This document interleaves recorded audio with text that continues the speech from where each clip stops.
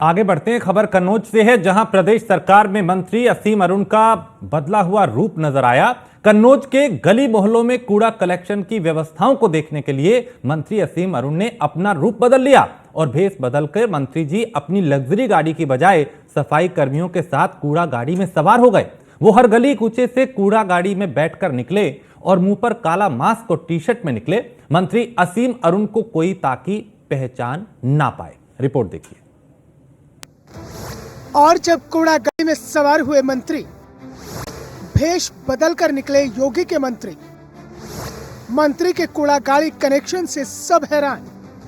कूड़ा collection management का reality check. कहते हैं कि असली राजा वही होता है जो प्रजा की परेशानियों को जानने के लिए नाम और पहचान छिपाकर उनके बीच चला जाए।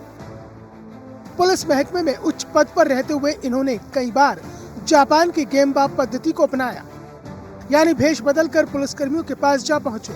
अब चूंकि खाकी के बाद इन जनाब ने खादी को धारण किया है, पुलिस अधिकारी से माननीय बन चुके हैं। प्रदेश सरकार में सामाजिक कल्याण एवं SC/ST कल्याण राज्य मंत्री स्वतंत्र प्रभार है।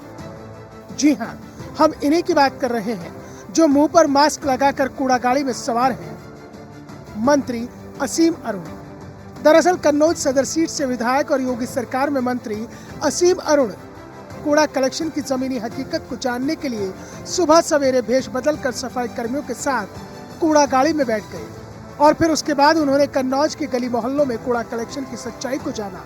आपको बताने की रियलिटी चेक की एक जापानी पद्धति गेमबा है, जिसमें जापान में कंपनियों में काम करने वाले कर्मचारियों की ग्राउंड लेवल पर सच्चाई को जानने के लिए अधिकारी उनके पास पहुंचते हैं। असीम अरुण पुलिस विभाग में रहते हुए इस गेमबा पद्धति को कई बार आजमा चुके हैं।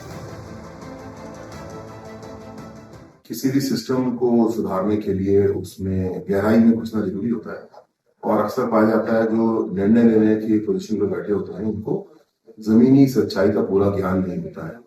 एक जापानी पद्धति है जिसको गेमबा वॉक बोलते हैं, यानी जहाँ पे फैक्ट्री में या जहाँ भी कोई प्रोडक्शन हो रहा है, काम हो रहा है, उसमें जो मैनेजमेंट के लोग हैं वो जाते हैं और उनके साथ लंबे समय तक बैठ करके या खड़े होके देखते हैं कि काम कैसे हो रहा है। ऐसा मैंने पुलिस में भी कई बार किया और बहुत कुछ सीखने को मिला।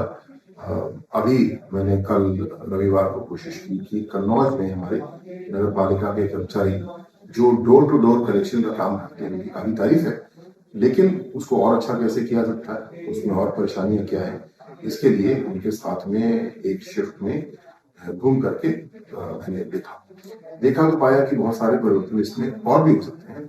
जैसे कि अभी हम लोग डीजल की गाड़ियां प्रयोग कर रहे हैं, गाड़ियां बहुत धीरे धीरे चलती हैं, खड़ी रहती है क्योंकि कूड़ा उठा रही है, तो अगर ये इलेक्ट्रिक व्हीकल हम लोग यूज करें तो ज्यादा अच्छा होगा। बहरहाल राज्य मंत्री स्वतंत्र प्रभार असीम अरुण का भेष बदलकर कूड़ा कलेक्शन का रियलिटी चेक काफी देर तक चला। उसके बाद कूड़ा घर पहुंचने पर मंत्री जी का मास्क उतरा तो सफाई कर्मी हक्के भक्के रह गए। हालांकि इस दौरान असीम अरुण ने सफाई कर्मचारियों से बातचीत भी की, उनके सामने आने वाली परेशानियों के बारे में भी जानकारी जुटाई, जिसमें कई तरह की चीजें निकलकर सामने आई। राज्य मंत्री असीम अरुण का कहना है कि कई तरह की चीजें सामने आई हैं और बहुत जल्द इनको दूर किया जाएगा। इसकी बाकायदा एक लिस्ट तैयार की गई है ताकि जल्द से जल्द उनको लागू करके कूड़ा कलेक्शन व्यवस्था को और ज्यादा बेहतर बनाया जा सके। जबकि मंत्री के इस रूप को देखकर कन्नौज की जनता कह रही है कि नेता हो तो ऐसा।